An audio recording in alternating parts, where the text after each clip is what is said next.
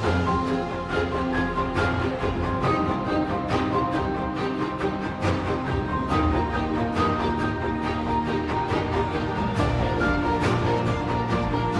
bénédiction de Monseigneur Joseph accepté d'introduire les conférences de mes collègues qui vont être toutes les trois, comme vous l'avez vu, des conférences de haut niveau scientifique et historique. Mais moi, donc, je me contente d'une introduction qui sera un peu plus longue que prévu. Je vous en demande pardon, parce qu'au lieu de dire je serai court, je préfère vous dire que je serai long. Et donc, voilà. Et alors, donc, c'est un commentaire que j'ai proposé de faire du symbole de la foi que nous avons sous les yeux ici, mais pour dégager surtout la théologie du temps qui se trouve dans ce texte, qui est notre texte, et éventuellement un peu, je n'aurais pas beaucoup la possibilité, mais quand même un petit peu, dégager à partir de cette théologie du temps quelques pistes du point de vue pastoral, du point de vue paroissial aussi, voir ce qu'on peut, avec tout ça, mettre en route et mettre en pratique dans la vie quotidienne. Donc j'ai pensé présenter deux parties que je vous annonce, comme ça qu'on fait, on annonce ces parties. Une première partie dans laquelle je vais essentiellement essayer de dégager ce qui est l'expression de la temporalité dans le symbole, et puis une deuxième partie où j'essaierai de développer, en fait, c'est la présence, Dieu, j'ai appelé ça Dieu et l'homme dans le symbole, ce qui est quand même intéressant. Alors vous avez sous les yeux une page qui est très intéressante, je vais vous le faire remarquer, parce que vous y trouvez en gras toutes les additions du deuxième concile œcuménique. Et on ne sait pas toujours ce qu'on dit tous les dimanches et tous les jours. En fait, c'est un texte qui est composé de plus. Mon collègue Père Benga, qu'on va entendre, qui a écrit un livre très intéressant, il explique qu'en fait, il y a des sources très nombreuses de ces textes. Et donc, je vous recommande ceux qui lisent la langue roumaine. Moi, je l'ai lu un peu cette nuit pour me reposer. Ceux qui lisent le roumain, je vous recommande fortement de jeter un coup d'œil à cet ouvrage de Père Benga, qui est vraiment très intéressant. J'ai appris beaucoup de choses. Bon, voilà. Donc, voilà, on a le texte sous les yeux, et c'est de ça que je vais faire le commentaire, plus ou moins. Alors, d'abord, ce qu'il faut savoir pour donc parler de la temporalité dans le symbole de la foi, avec sous les yeux le texte, je le ferai descendre un peu, mais le principe, c'est ça. Tout ce qui est en gras, c'est ce qui a été ajouté par les pères de 381. Donc, ce que je voudrais dire d'abord, c'est que le fait même de faire mémoire du premier concile œcuménique de 325, c'est en soi une reconnaissance de l'action du Saint-Esprit, parce que c'est ça qu'il faut avoir à l'idée, si vous voulez, c'est que l'histoire, elle n'est pas faite par les hommes tout seuls. Elle est faite par l'action de Dieu dans le monde et l'action du Saint-Esprit. Et donc l'événement même du premier concile œcuménique est une manifestation du Saint-Esprit dans l'histoire. Cette réunion, alors ça je cite ici l'excellente revue Contact, le numéro 290, qui est paru sur le sujet et auquel je vous renvoie. Et ils écrivent ça dans le liminaire, ils disent « Cette réunion tenue il y a 1700 ans fut la première du genre dans l'histoire. Elle prendra le nom de premier concile œcuménique au sens où elle représentait le plérôme, c'est-à-dire la plénitude de l'Église. » Fin de citation. Mais le premier concile de l'Église est en fait, comme vous savez parfaitement, celui de Jérusalem, vers l'an 50, qui promulgua une lettre apostolique qui se trouve dans le livre des Actes. Mais c'est vrai que pour reprendre la citation de Contact, nous devons au Concile de Nicée une première définition de foi unanime sur le Christ consubstantiel au Père. Fin de citation. Le Concile utilisera, nouvelle citation, non seulement le langage biblique, mais également un cadre conceptuel proche de la philosophie antique. Ce nouveau paradigme de pensée a montré la capacité charismatique de l'Église à puiser dans la culture de son temps les outils qui lui sont indispensables. Le Concile de 325 et le symbole qu'il a produit constituent donc en eux-mêmes un événement historique. Vous me dites si je parle trop fort? Non, c'est bon. Je ne comprends pas. Donc on constitue en eux-mêmes un événement historique exceptionnel et fondateur. Il s'est produit une authentique descente du Saint-Esprit pour inspirer au Père la pensée et les mots cohérents avec la vraie foi. Cependant, ce n'est pas seulement l'événement historique ecclésial qui marque le temps et l'histoire de l'humanité en tant qu'inspiration efficace du Saint-Esprit. Le contenu même de la proclamation de foi correspond à une vision divino-humaine du temps. Le symbole et le concile qui l'a promu constituent par eux-mêmes un événement historique, mais le symbole exprime la vision historique qui est celle du Christ et de son Église. Et c'est cela que nous voulons montrer dans notre commentaire. Dans cette perspective, il est indispensable de tenir compte du symbole complet, tel qu'il est effectivement prononcé tous les jours dans l'Église, sans attendre 2081, moi je ne serai peut-être plus là, sans attendre 2081, nous assumons la version de 381, celle du deuxième concile œcuménique tenu à Constantinople. L'enrichissement apporté par les saints pères dans la réunion à nouveau suscitée par l'Esprit Saint est considérable non seulement dans le domaine dogmatique, sur lequel nous ne nous arrêterons pas aujourd'hui, mais précisément dans l'expression de la théologie du temps, c'est ça qui m'intéresse moi. Enfin, dans sa relation à la temporalité et à l'histoire, le symbole issu des deux premiers conciles œcuméniques forme, avec le patrimoine liturgique et le patrimoine canonique, l'épine dorsale de la tradition. Le symbole de Nicée-Constantinople, nouvelle citation de Contact, n'est pas traité comme un document historique lointain, mais comme une expression normative de la foi qui guide l'expérience chrétienne quotidienne. La récitation régulière du symbole de foi dans la liturgie et la prière personnelle assure que ces vérités sont non seulement connues intellectuellement, mais intériorisées spirituellement. Fin de citation. Ainsi, en tant que preuve de la fidélité dans le temps à la foi transmise par les apôtres et les pères, le symbole de Nicée-Constantinople est devenu la norme de la tradition ecclésiale. Alors voyons les notations temporelles dans le symbole. Le deuxième concile œcuménique ajoute au symbole du premier des notations temporelles remarquables. La mention du ciel et de la terre précise la distinction entre le temps cosmique, le ciel, les êtres invisibles, et l'espace, la terre, les êtres visibles, ces deux créatures. L'ajout de « avant tous les siècles » après né du Père, situe l'engendrement du Verbe dans la transcendance au temps.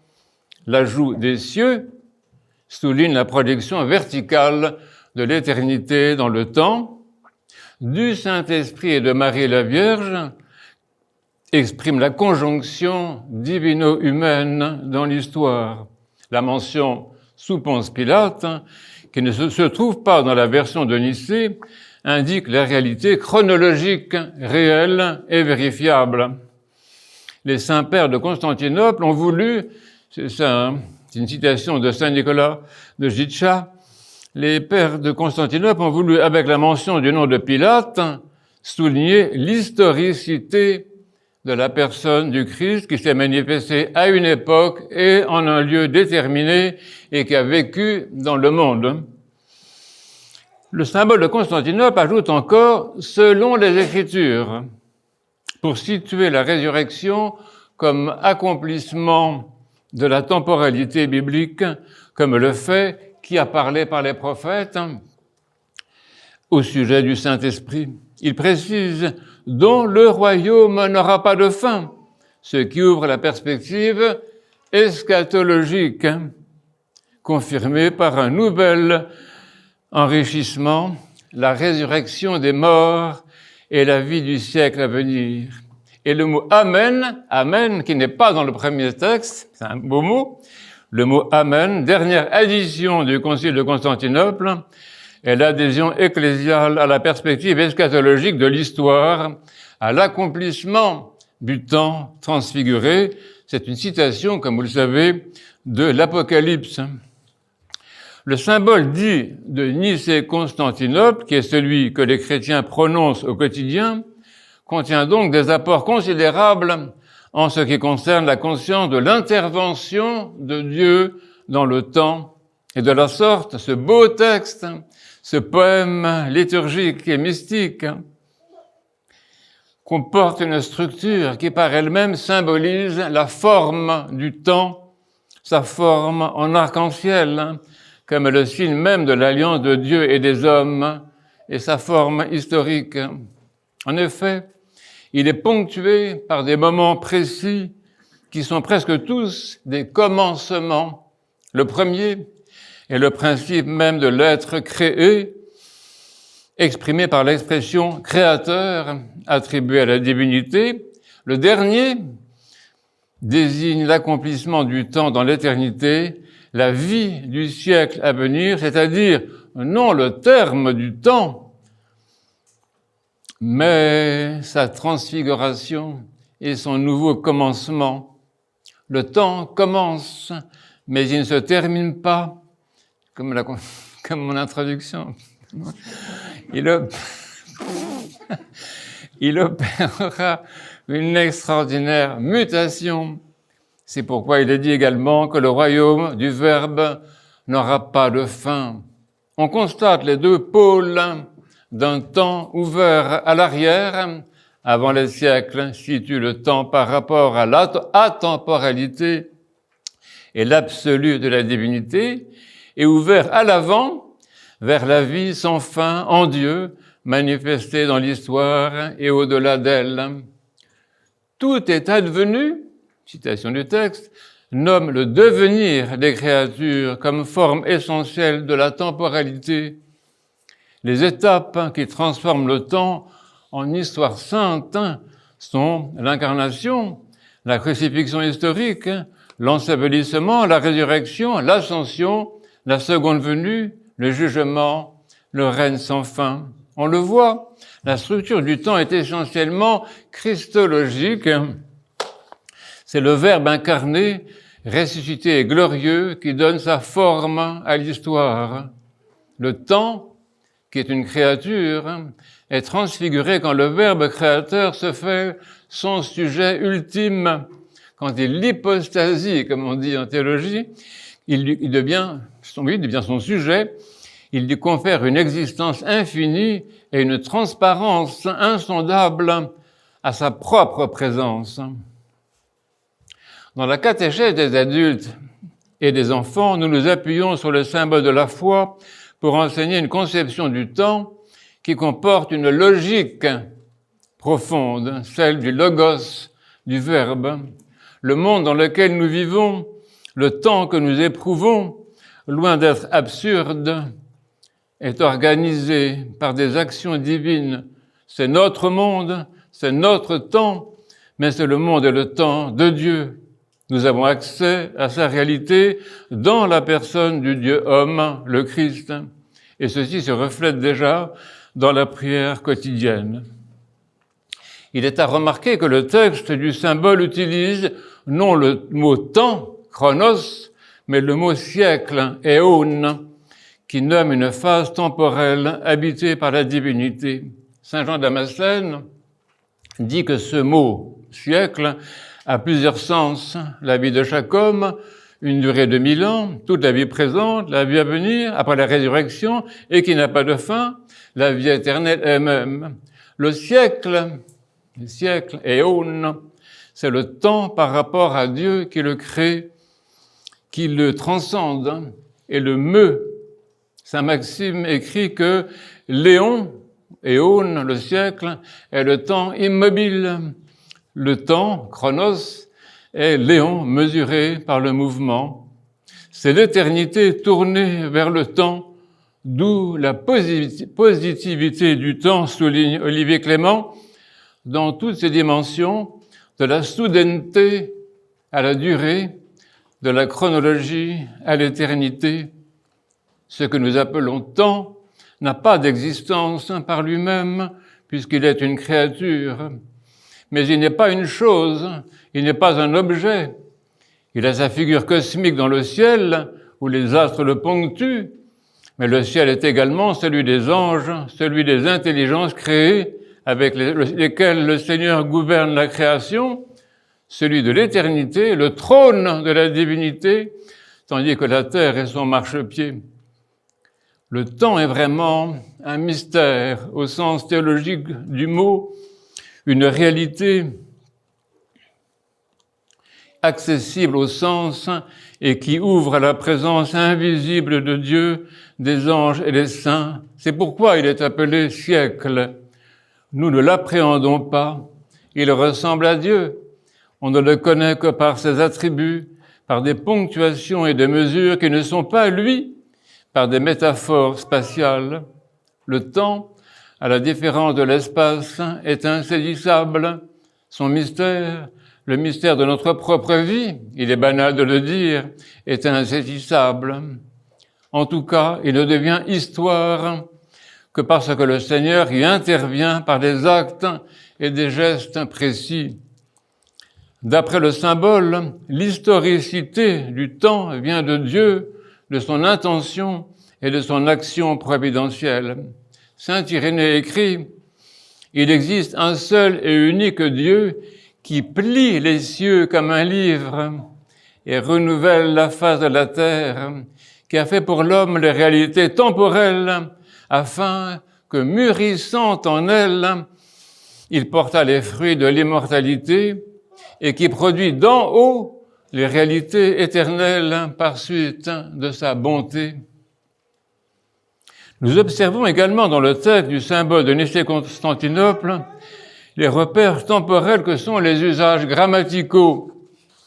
Le présent grammatical, déjà, l'emploi du temps grammatical du présent est remarquable. Je crois, je confesse, j'attends, et également il vient, pour la venue glorieuse du Verbe, jaillit, reçoit même adoration pour l'Esprit. Le temps du présent est de l'ordre du péremptoire. On affirme ainsi des faits indiscutables. C'est la dimension dogmatique du symbole. Et l'on sait que le symbole est prononcé à l'intérieur de l'Église, de son culte et de ses mystères. Il n'est pas de caractère kérigmatique proclamé pour ceux du dehors.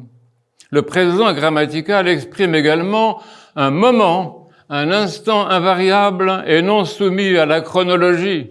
L'instant où le moment, la soudaineté s'articule à l'éternité et par eux, celle-ci s'articule avec la temporalité. Le présent de l'instant, de l'immédiat, exprime la verticalité et le lien à la transcendance. L'histoire est fondée d'en haut. C'est pourquoi la parousie du Seigneur, la présence du Seigneur, est exprimée par le présent intensif. Il vient avec le sens de « il arrive » en réponse à la prière de l'Apocalypse « Viens Seigneur, viens ». L'extraordinaire présent de cette affirmation est le pivot et l'axe de toute la temporalité. La soudaineté fait naître la durée.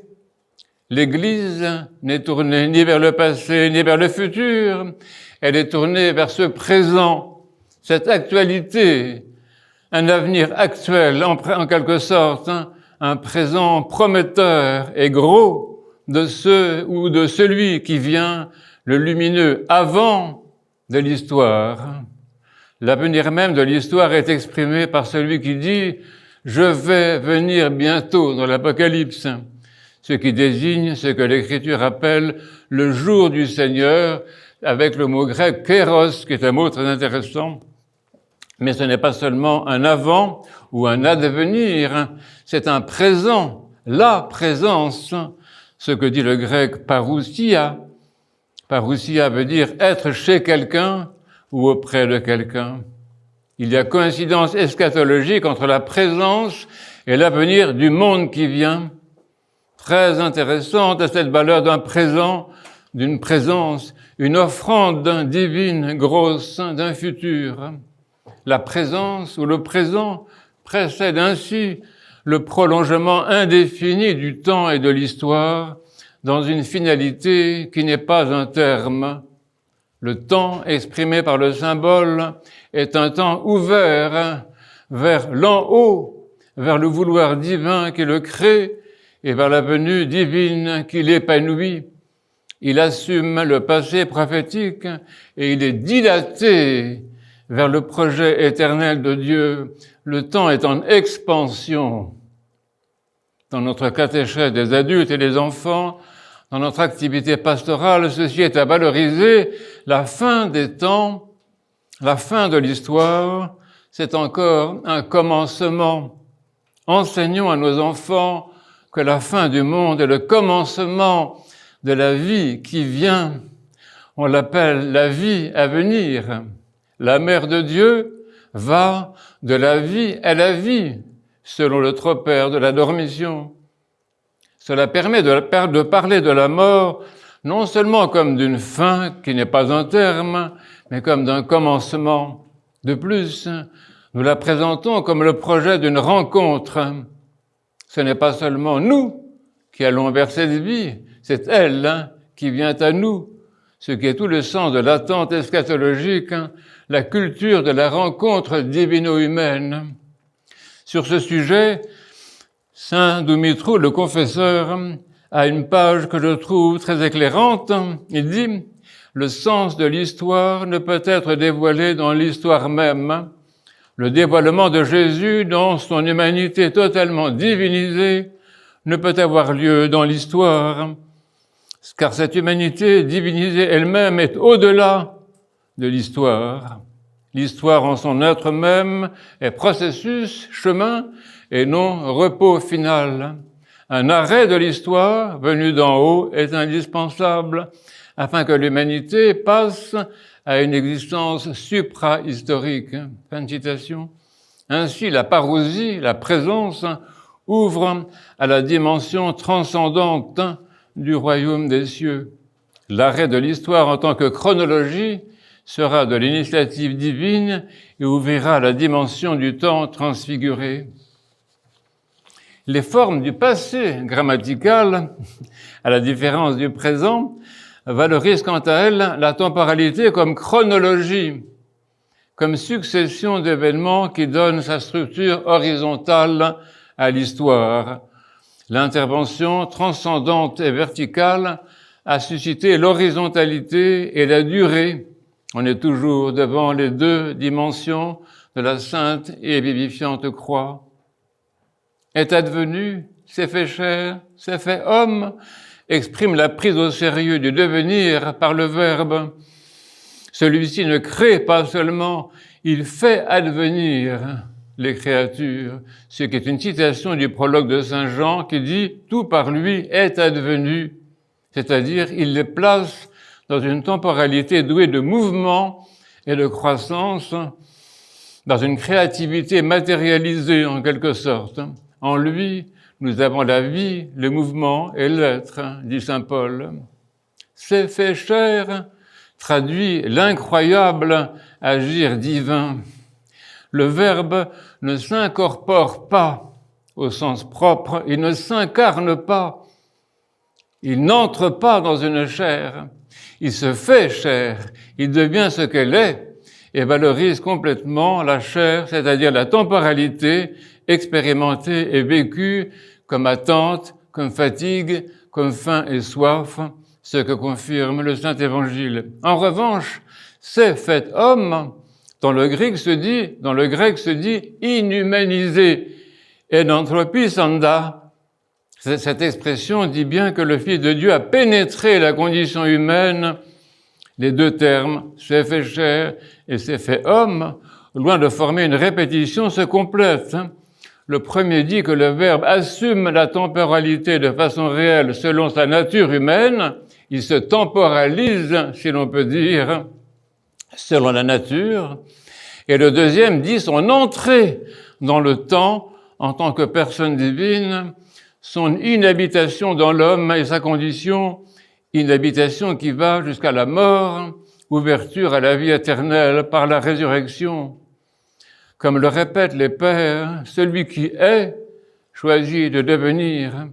Il choisit de mourir pour passer par la résurrection du temps horizontal à la vie du siècle qui vient. Mais il demeure le Créateur transcendant qui valorise le temps comme durée. Et moi, dit-il, je suis avec vous tous les jours jusqu'à la fin du monde, dans Saint Matthieu. Ceci est important à proposer dans la catéchèse. Jésus-Christ, qui arpente la Terre Sainte, qui parcourt les rues de Capharnaüm, assume bien la temporalité par la marche qui unit le temps à l'espace. Mais il demeure qui il est, la personne transcendante du Verbe, créateur avec le Père et l'Esprit. Un autre temps du passé grammatical, a parlé, je sais pas où c'est, connecte la temporalité de l'incarnation à toute l'histoire biblique, au temps linéaire de l'ancienne alliance, et en affirme l'accomplissement. L'histoire, avec un grand H, est celle des faits divins qui la jalonnent et la ponctuent, et ces faits divins répondent à ce qui est annoncé. C'est tout le sens de la typologie biblique, l'accomplissement des promesses prophétiques. Ce que Dieu a dit qu'il ferait, il le fait. Ainsi, la temporalité exprimée dans le symbole assume le passé de l'humanité et connecte celle-ci à son présent. L'Église est celle qui vit ce présent. Elle vit l'historicité comme actualité, d'où l'importance du terme « aujourd'hui » si fréquemment prononcé dans le culte. Les autres formes de passé grammatical, regroupées pour l'économie du verbe, ont chacune sa valeur de ponctuation chronologique. A été crucifié, a souffert, a été enseveli, est ressuscité, est monté aux cieux. Cette énumération est celle des actes divino-humains dont le sujet est le Verbe divin et qui prouve non seulement son impensable amour, mais sa prise au sérieux de la condition temporelle de l'homme. La divine liturgie, selon saint Jean Chrysostome, les reprend. Nous faisons mémoire de tout ce qui est advenu pour nous, la croix, le tombeau, la résurrection du troisième jour, l'ascension au ciel, le siège à la droite, la seconde et glorieuse présence.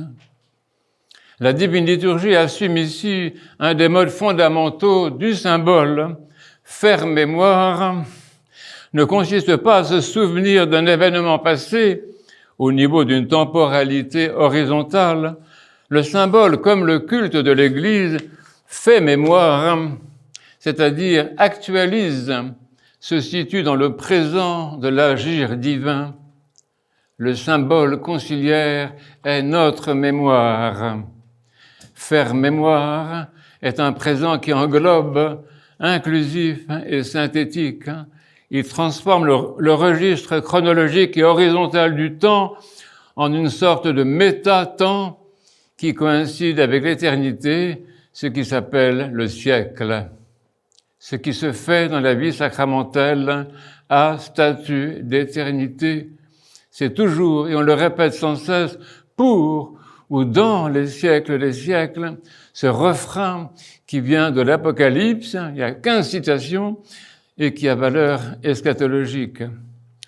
Le futur grammatical, il est caractéristique qu'il n'est employé qu'une seule fois dans le symbole pour annoncer le règne du Verbe enraciné dans sa présence. Il est employé une seule fois pour affirmer le royaume sans fin, l'au-delà du temps et de l'histoire.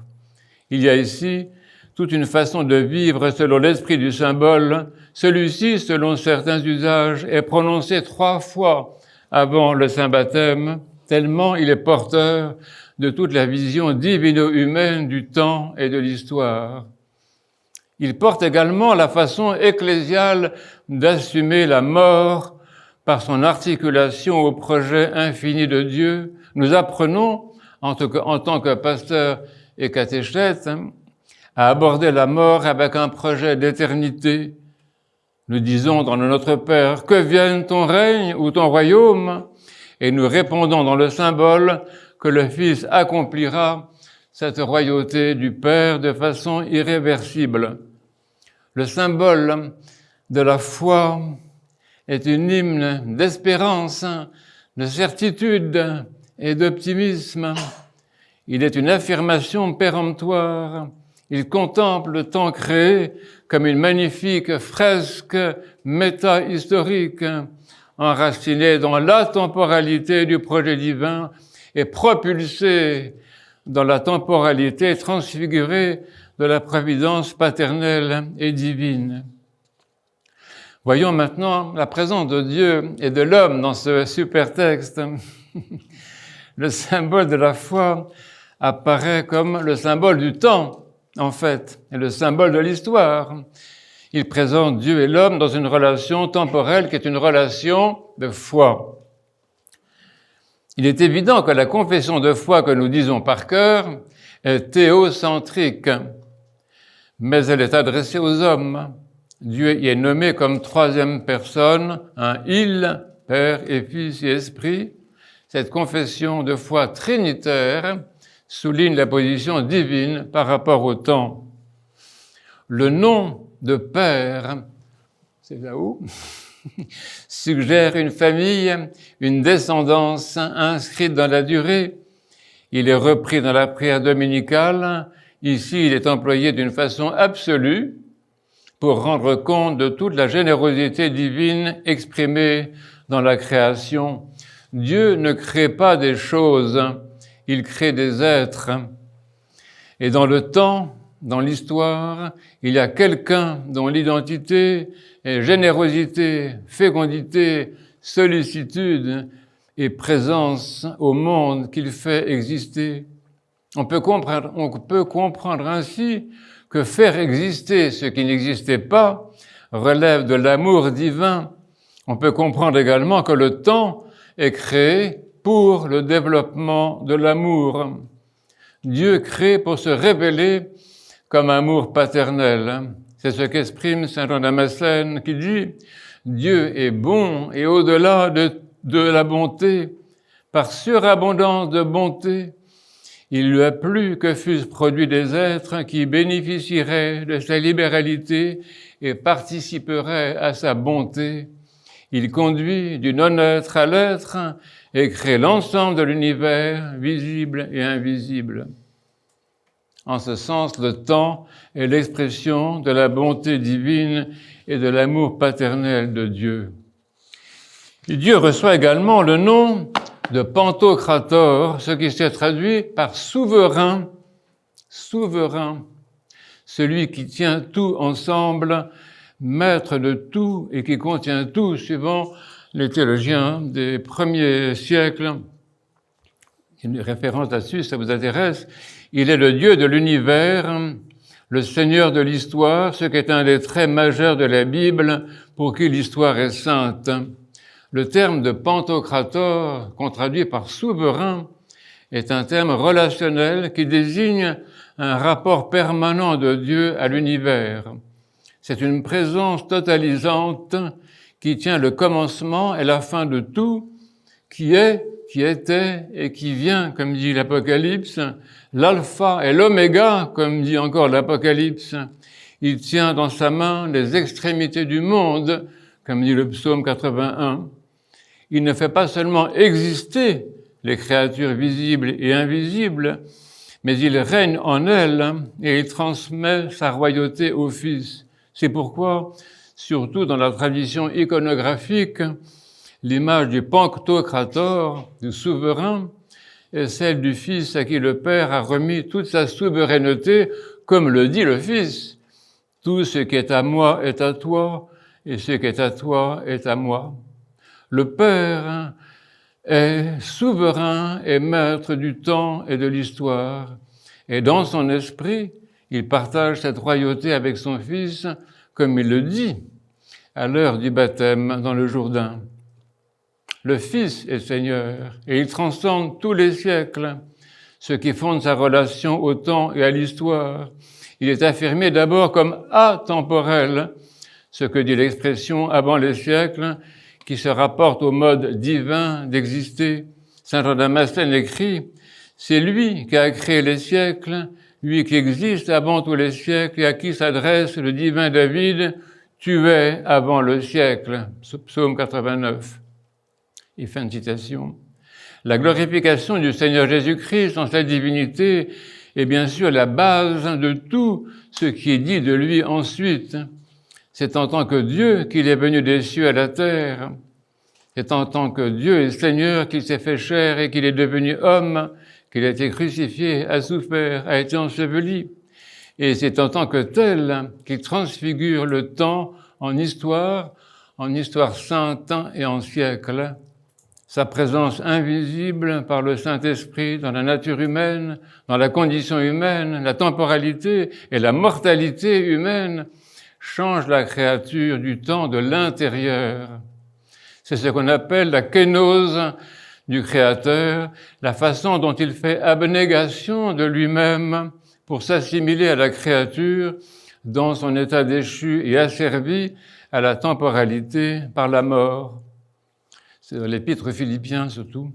Et cette divine humiliation est un acte de liberté, ce qui est le sens de l'expression répétée dans le symbole « pour nous » et encore « pour notre salut ». L'entrée dans la temporalité et le renoncement pour cela à sa gloire est une manifestation de l'amour paternel dont le Fils se montre l'image parfaite. Le temps révèle ainsi l'éternité. Il est fait transparent à l'éternité de l'amour divin. Ce n'est plus un temps opaque, une chronologie horizontale. C'est un temps traversé par l'amour éternel du Père, un temps transfiguré. L'histoire humaine est une histoire sainte. Le divin et l'humain y sont profondément intriqués. C'est tout le mystère de l'incarnation qui fait du temps le sacrement de la présence, et ce temps transfiguré par la présence du Fils de Dieu est précisé avec exactitude par les expressions concrètes sous Ponce Pilate et le troisième jour. Et l'on sait que dans le Saint-Évangile, ces événements ont des témoins qui assurent leur historicité. Les femmes venues au tombeau, Joseph d'Arimathie, attestent les faits précis et concrets. Or, cette intrication dans la temporalité est la révélation du dessein du Père, comme l'explique longuement saint Irénée, qui dit « Déjà par la création, l'apparition du temps et de l'espace, le Verbe révèle le Dieu créateur, et par le monde, le Seigneur ordonnateur du monde. Par la loi et les prophètes, le Verbe a annoncé tout à la fois lui-même et le Père. Enfin, par l'entremise du Verbe en personne devenu visible et palpable, le Père s'est montré. C'est pourquoi, lui présent, tous disaient qu'il était le Christ et nommé Dieu. Même les démons disaient en voyant le Fils, « Nous savons qui tu es, le Saint de Dieu. » Fin de citation. C'est ce que déjà dit l'apôtre Paul. Dieu nous a montré, Dieu nous a fait connaître le secret de son dessein qu'il avait préétabli pour le réaliser dans la plénitude des temps, en récapitulant tout dans le Christ. Le temps parle ainsi pour Dieu, comme il est dit par le prophète David. Les cieux racontent la gloire de Dieu et l'œuvre de ses mains, le firmament l'annonce. C'est du plus haut des cieux qu'il est sorti, et le terme de sa course est du plus haut des cieux. Le temps cosmique est une réalité. L'histoire biblique des Écritures en est une autre. Seule cette incarnation plénière, cette inhumanation de la personne même du Fils donne un sens à l'histoire, transfigure le temps en histoire divino-humaine. Et ce sens, nous l'avons dit plus haut, est la présence, la parousie, sous le voile de la chair d'abord, puis de nouveau avec gloire. Nous ne savons pas quelle forme prendra cette présence évidente, ce royaume sans fin. Elle sera symétrique à la glorieuse ascension, comme le disent les anges aux apôtres. Ainsi, il reviendra comme vous l'avez vu monter au ciel. Certains des pères, comme saint Justin de Chélier, affirment que cette venue en gloire sera précédée par la manifestation de l'Antéchrist. Jean le théologien le dit, « Voici venue la dernière heure, vous avez ouï dire qu'un Antéchrist doit venir. » Il s'agit non seulement de la personnification de l'hostilité au message divin, mais de sa caricature effrayante et trompeuse comme une extraordinaire illusion. Saint Justin souligne que l'Antéchrist n'est pas seulement contre Dieu, mais il est contre l'homme.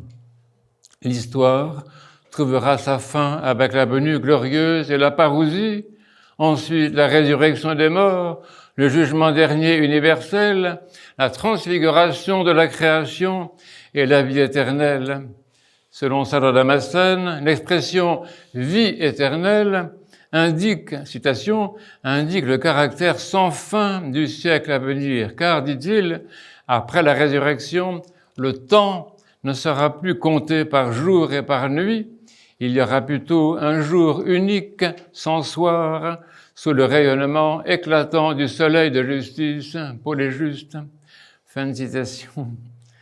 Le symbole de la foi est évidemment christocentrique, mais le Fils n'œuvre jamais sans le Père et l'Esprit. C'est pourquoi il est important de ne pas perdre la vision trinitaire de la transfiguration du temps et du salut. C'est ce que dit encore saint Jean Damascène. Étant seul sans commencement, Dieu est l'auteur de l'univers, des siècles et de tous les êtres. Quand je dis Dieu, je parle évidemment du Père et de son Fils unique engendré, notre Seigneur Jésus-Christ, et de son Esprit très saint, notre Dieu unique.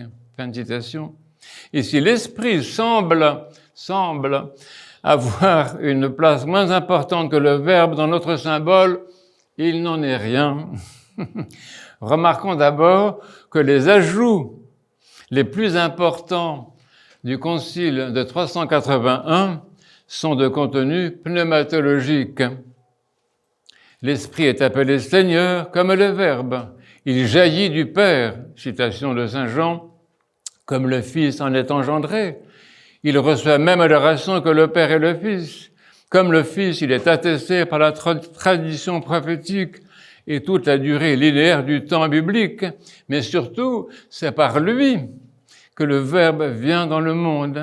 La kénose du Fils pour s'inhumaniser et se temporaliser et transfigurer le temps de l'intérieur se fait par l'opération de l'Esprit. L'Esprit du Père est l'agent principal, comme vous le savez, de la conception humaine du Verbe divin. C'est fait chair du Saint-Esprit et de Marie la Vierge, ajoute le deuxième concile. Au temps fixé, Dieu a manifesté son Fils et Verbe, dit l'apôtre Paul. Or, ce temps où la promesse devait se réaliser, comme disent les Actes, cette heure de l'entrée du Verbe dans le temps qu'il a créé fut l'heure de l'Esprit. L'Esprit a donc toute sa place dans la vision du temps qu'offre le symbole. Saint Irénée écrit, j'ai trouvé ça cette nuit dans le livre de mon collègue, et c'est une chose que je ne savais pas. Saint Irénée écrit que, fin de citation, à la fin du monde, et d'une façon nouvelle, l'Esprit se déversera sur les hommes partout dans le monde et renouvellera l'homme pour Dieu. Fin de citation. Je ne savais pas ça. Le symbole de Nicée-Constantinople n'est pas seulement théologique. Il a toute sa dimension anthropologique. Patience. En fait, il unit les deux dimensions. Il donne une vision divino-humaine parce qu'il est concentré sur l'incarnation, mais il y a des mentions qui accentuent la responsabilité humaine. D'abord, la mère de Dieu. La référence anthropologique, si elle est bien entendu le Christ, le Dieu homme, est évidemment la mère de Dieu. La seule mention du Saint-Esprit et de Marie la Vierge, ajoutée par le deuxième concile œcuménique, a une portée immense. Elle signifie que la transfiguration du temps en histoire et de celle-ci en siècle et en éternité se fait par la coopération de la liberté humaine avec la liberté divine. Citation de Cabasilas, l'incarnation fut non seulement l'œuvre du Père, de sa vertu et de son esprit, mais également l'œuvre de la volonté et de la foi de la Vierge. Sans le consentement de l'Immaculée, Sans le concours de la foi, ce dessein était aussi irréalisable que sans l'intervention des trois personnes divines elles-mêmes. Ce n'est qu'après l'avoir instruite et persuadée que Dieu la prend pour mère et lui emprunte la chair qu'elle veut bien lui prêter, de même qu'il s'incarnait volontairement ou délibérément, de même voulait-il que sa mère l'enfantât librement de son plein gré, écrit donc saint Nicolas Cabasilas. Le Christ récapitule l'histoire humaine en tant que vrai homme et la série des interventions divines dans le temps comme Seigneur et vrai Dieu. Mais il fait cela grâce à la synergie de la liberté créée qu'apporte la Vierge d'Israël, elle-même représentante de toute l'histoire biblique. Il est le nouvel Adam, comme le dit saint Irénée, et elle est la nouvelle Ève, la conception humaine du Verbe en la Vierge par le Saint-Esprit est le moment historique clé pour la transfiguration du temps. Par la Vierge, le ciel et la terre sont unis, la temporalité divine et la temporalité humaine, l'éternité et le temps sont unis. C'est ce que vous disiez ce matin avec le rapport entre le sanctuaire et la nef. C'est également par rapport au mystère de la conception virginale que s'éclairent les expressions déjà citées pour nous, 2 fois dans le texte quand même, pour notre salut, qui souligne l'intention bienveillante et miséricordieuse de la divinité. Nous, hommes, sommes coordonnés à Dieu, Père, Fils et Saint-Esprit. La transfiguration du temps se fait par cette conjonction divino-humaine, nous et lui. Ensuite, et enfin, la dimension humaine de l'expression temporelle du symbole se trouve dans les 3 affirmations solennelles « Je crois, j'atteste et j'attends ». Historiquement, ces 3 déclarations, comme vous le savez certainement, sont au pluriel. C'est pistevomen, homodogmen, etc. sont au pluriel parce qu'elles appartiennent au collège des évêques réunis en concile. Elles ont pris le singulier parce que le symbole s'est répandu comme profession de foi baptismale. Le « je » est ici un « je » ecclésial. Il exprime la conscience de l'Église, puis c'est un « je » c'est un « nous » transformé en « je ».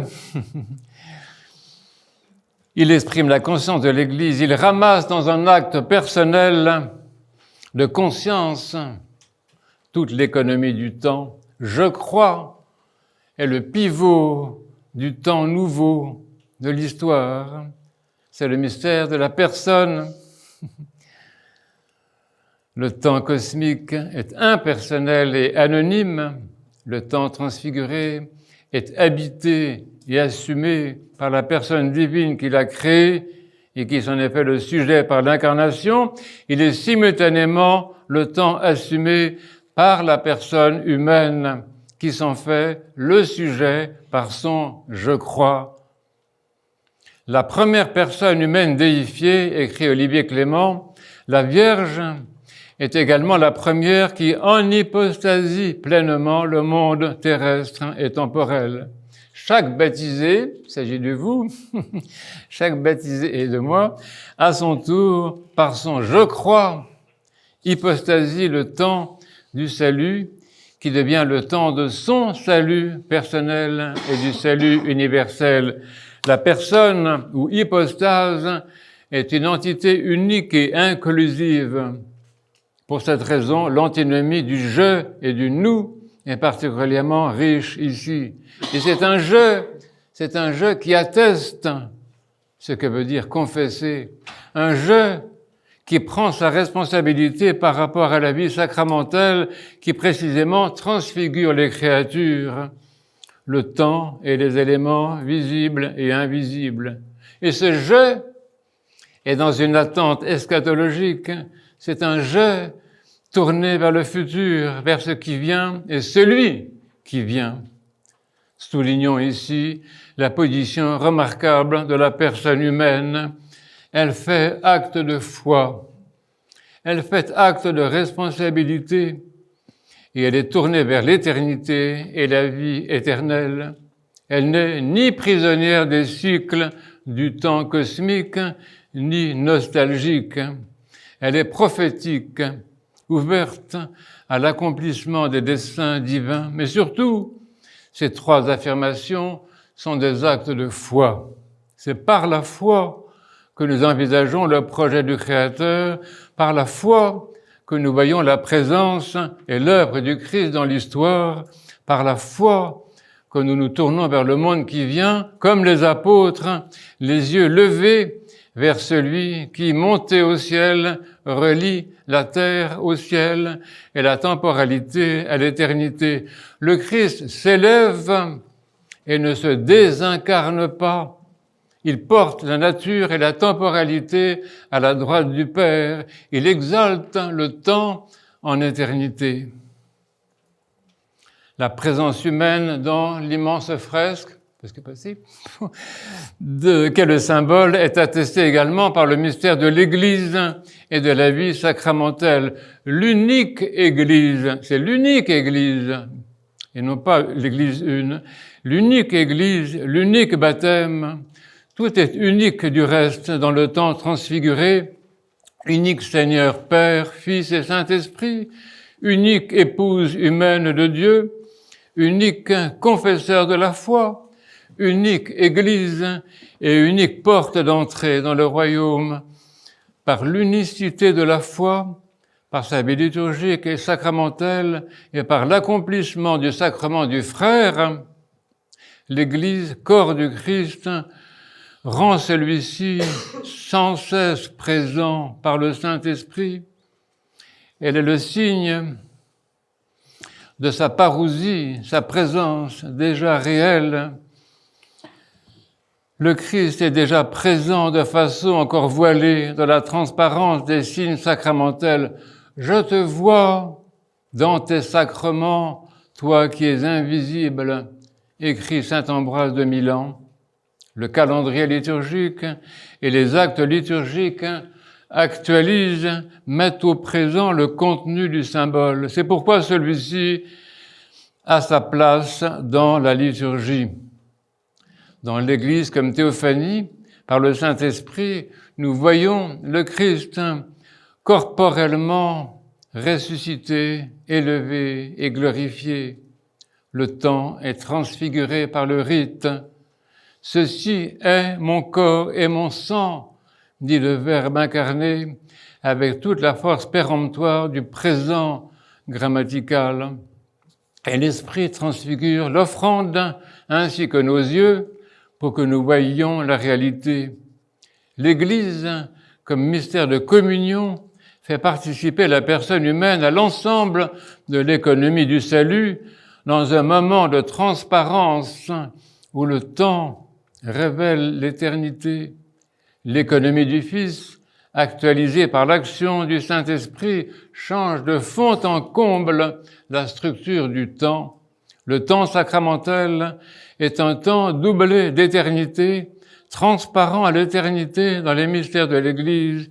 C'est proprement un temps déifié, écrit Olivier Clément.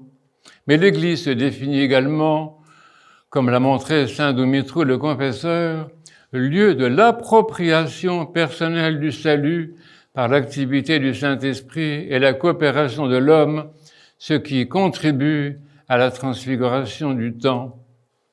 Les conséquences pastorales sont considérables.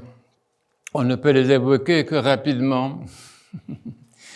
L'Église est la gestionnaire de la vie et de la mort.